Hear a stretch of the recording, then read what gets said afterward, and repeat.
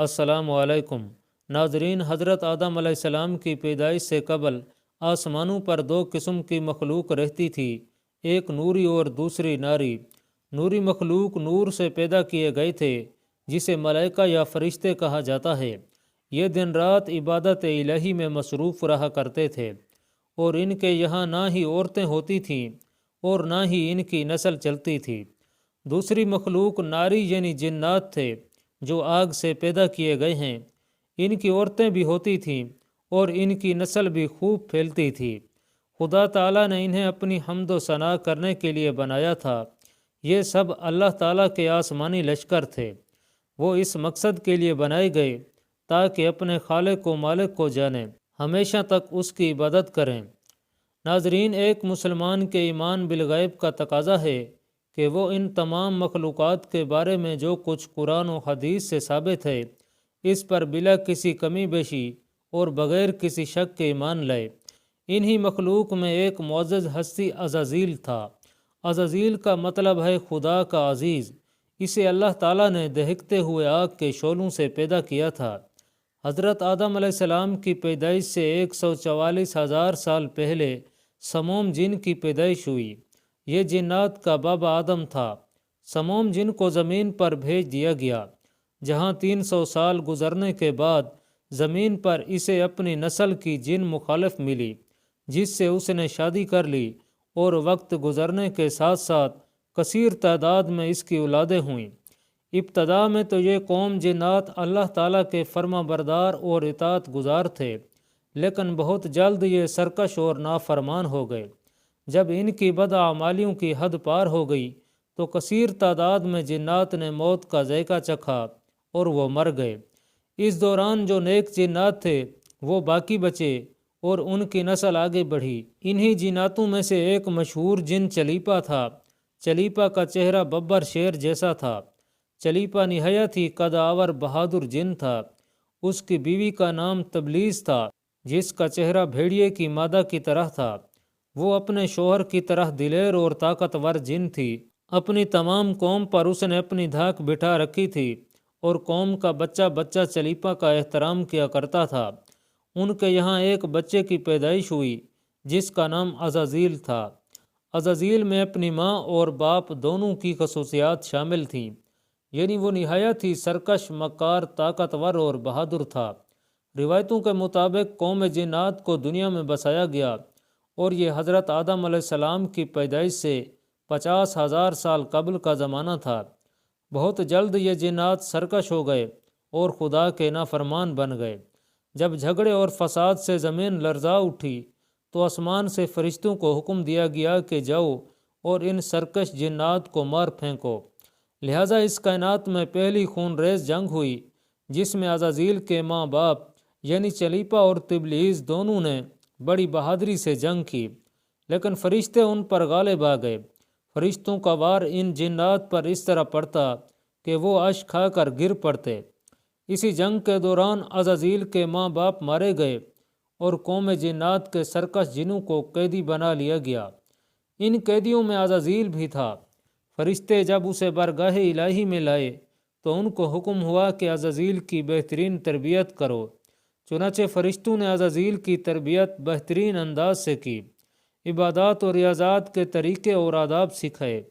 اس طرح وہ بہت جلد اللہ تعالیٰ کا مقرب ترین بندہ بن گیا۔ ناظرین، ایک وقت ایسا بھی آیا کہ عزازیل اللہ تعالیٰ کا سب سے چہیتا عبادت گزار، ریاضت کرنے والا اور زاہد بندہ تھا، جس میں اس کا کوئی ثانی نہ تھا۔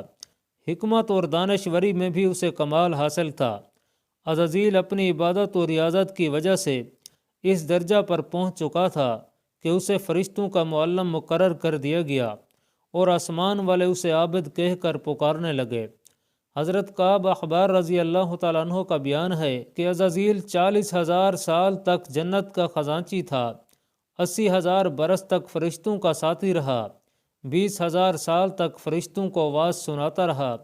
جس ممبر پر بیٹھ کر عزازیل فرشتوں کو درس دیا کرتا تھا، اسی ممبر کے نیچے حضرت جبرائیل، میکائیل، اسرافیل اور حضرت عزرائیل علیہ السلام بیٹھ کر اس کی درس و تدریس سنا کرتے تھے، لیکن اللہ جل شانہ کو بخوبی آگاہی تھی کہ یہ اصل میں لعین ہے اور ایک معین مدت کے بعد ذلیل ہوگا، اور اپنے انجام سے غافل اس عزازیل کا خاتمہ کفر کی حالت میں ہوگا۔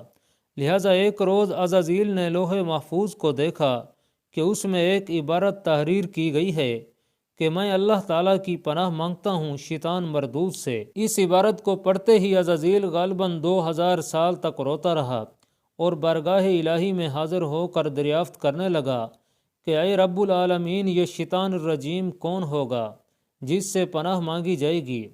اللہ تعالیٰ نے فرمایا، ہمارا ایک ایسا بندہ جسے ہر نعمت سے سرفراز کیا جائے گا مگر ایک حکم نہ ماننے کی وجہ سے مردود ہو جائے گا۔ عزازیل نے خواہش کی کہ میں اس ملعون کو دیکھنا چاہتا ہوں، جس پر اللہ تعالیٰ کی جانب سے فرمایا گیا کہ تو جلد اسے دیکھے گا۔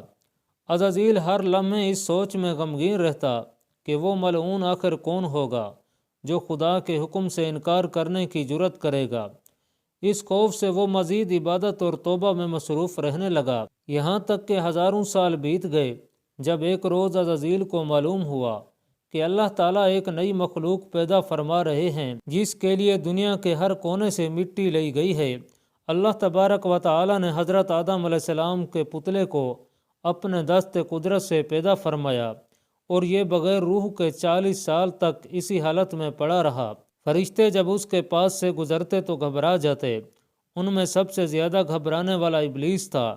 یہ اس کے پاس سے گزرتا تو اسے مارتا، جس کی وجہ سے اس جسم سے ایسی آواز نکلتی جیسے کھن کھناتی مٹی کی ٹھیکری سے نکلتی ہے۔ اور پھر وہ دن بھی آ گیا جب اللہ تبارک و تعالی نے فرشتوں سے فرمایا کہ میں زمین پر اپنا ایک نائب بنانے لگا ہوں، وہ زمین پر میرے احکام کو نافذ کروائے گا۔ فرشتوں نے فرمایا، اے پاک پروردگار، وہ زمین پر فساد برپا کریں گے اور یہ آپس میں خون ریزی کریں گے، جبکہ ہم تو دن رات آپ کی تسبیح کرتے رہتے ہیں اور آپ کی پاکی بیان کرتے ہیں۔ اللہ تبارک و تعالی نے فرمایا، جو کچھ میں جانتا ہوں وہ تم نہیں جانتے۔ پھر اللہ تعالیٰ نے حضرت آدم علیہ السلام کو تمام چیزوں کے نام سکھائے اور انہیں فرشتوں کے سامنے پیش کرتے ہوئے فرمایا، اگر تم سچے ہو تو مجھے ان کے نام بتاؤ۔ انہوں نے کہا کہ تو پاک ہے، ہم تو اتنا ہی جانتے ہیں جتنا تو نے ہمیں بتایا ہے، بے شک تو بڑے علم و حکمت والا ہے۔ پھر اللہ تعالیٰ نے فرمایا، اے آدم، ان چیزوں کے نام بتا دو۔ پھر حضرت آدم نے انہیں نام بتا دیے تو فرمایا، کیا میں نے تمہیں نہیں کہا تھا کہ میں آسمانوں اور زمین کی چھپی ہوئی چیزیں جانتا ہوں، اور جو تم ظاہر کرتے ہو اور جو تم چھپاتے ہو؟ پھر فرشتوں کو حکم دیا گیا کہ آدم کو سجدہ کرو، لہٰذا انہوں نے سجدہ کیا، مگر عزازیل نے سجدہ سے انکار کیا۔ اللہ تعالیٰ نے فرمایا، تجھے سجدہ کرنے سے کس چیز نے منع کیا جبکہ میں نے تجھے حکم دیا؟ وہ کہنے لگا کہ میں اس سے بہتر ہوں کہ تو نے مجھے آگ سے بنایا اور اسے مٹی سے بنایا ہے۔ میں ایسا نہیں کہ اس انسان کو سجدہ کروں جسے تو نے سڑے ہوئے کھنکھناتے گارے سے پیدا کیا ہے۔ اللہ رب العزت نے فرمایا، اب تو یہاں سے نکل جا، کیونکہ تو مردود ہو چکا ہے اور قیامت تک تجھ پر میری پھٹکار ہے۔ عزازیل نے کہا، اے میرے رب، مجھے روز محشر تک کی مہلت دے دے۔ فرمایا، جا، میں نے تجھے متعین وقت تک کے لیے مہلت دے دی۔